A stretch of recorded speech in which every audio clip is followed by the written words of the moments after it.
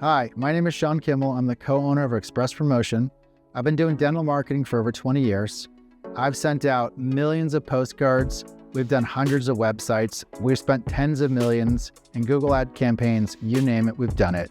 We have driven in tens of thousands of new patients for our clients over the lifetime of these 20 years, and we learned it all in our family practice where we grew it from 1 million to over 10 million. And I want to tell you how sometimes with dental marketing, it can plateau and not add to growth and why that is. So let's get into it. Quite often with a dental office, when they're doing marketing with a dental marketing company, they're looking at metrics that are great. They look great on a report. This would be something like number of impressions or clicks from your Google ads. Maybe it's going to be organic visitors or some such thing. It's going to be some measurement that on one of those online tools, it tells you you're doing really good.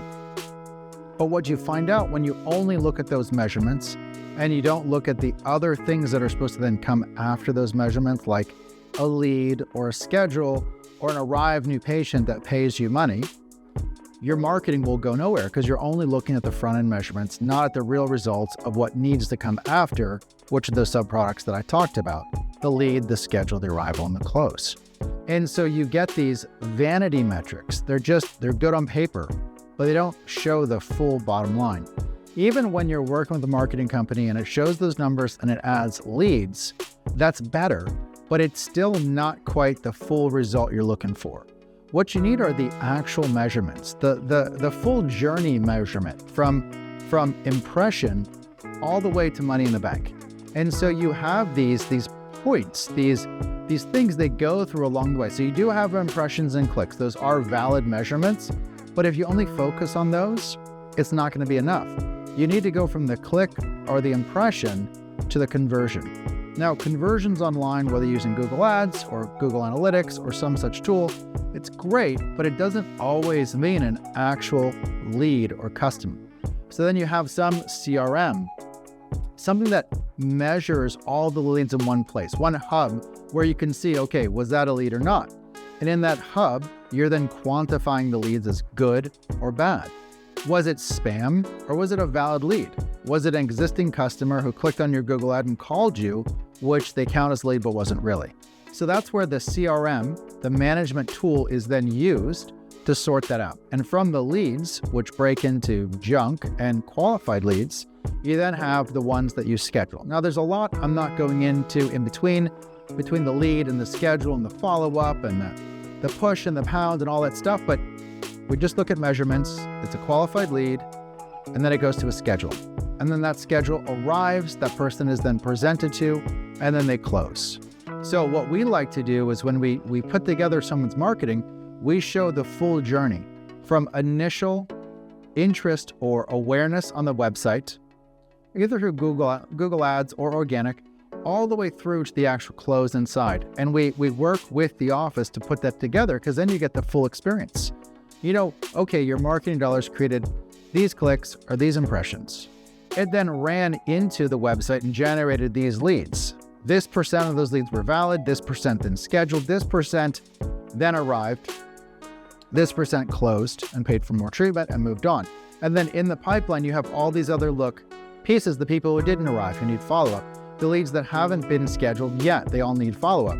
And so you have a bunch of places you can then fix your gaps or follow up to solve the problem and get them in. So when you have all that laid out, you know exactly where to fix it when things don't go right. Is it not enough leads on the front end? Is it not enough schedules from the leads you do have? Or not arriving? You need to fix your script. Is your closing not happening? And you know where to fix it because you have the full journey fully laid out and you see every point and place where it could fall off. So this is the correct way to lay out marketing. And the reason why this is the correct way to lay out marketing is because the reason you plateau is if you don't see this deeper dive, you don't know where you're making the revenue.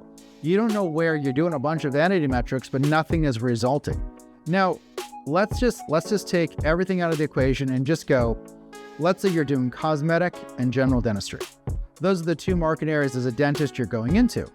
And you find with the same office hours, with the same staff member, with the same presentation line, you're closing more of the general dentistry and less of the cosmetic. Maybe double. Well, even if you want cosmetic, it would still make sense maybe to shift the budget from cosmetic to general, just because without changing your follow-up system, without changing your presentation system, without being more aggressive over the phone or getting a script, things you can all do. You can do those things. Without shifting anything, you could take the same people and move from cosmetic to general. Let's say you're doing half budget, and you could then double your result without diving into all the systems, because you're tracking it all the way through and seeing what works. Once you've done that, you still will have follow-up on leads, you'll still have no-shows and failed closes, etc. And all that can then be optimized for another level of growth, because you can have growth both in new patient arrivals and income. And by treating marketing that way, where you have this full X-ray vision of it and doing common sense changes, you allow the same marketing to grow and not plateau. And then when you're ready to add budget, add service, it's going to fall in the same structure that actually really does grow. And it doesn't just do nothing. It doesn't just become another vanity metric increased by adding the budget. Like, oh, I got 10,000 impressions and now I got a million. Awesome. Still no new patients. And so when you approach marketing that way, that's how you don't turn to vanity metrics, you don't plateau, but you really set your system up for real growth. Okay, hopefully that little long talk was helpful. Sean with Express. See you in the next video.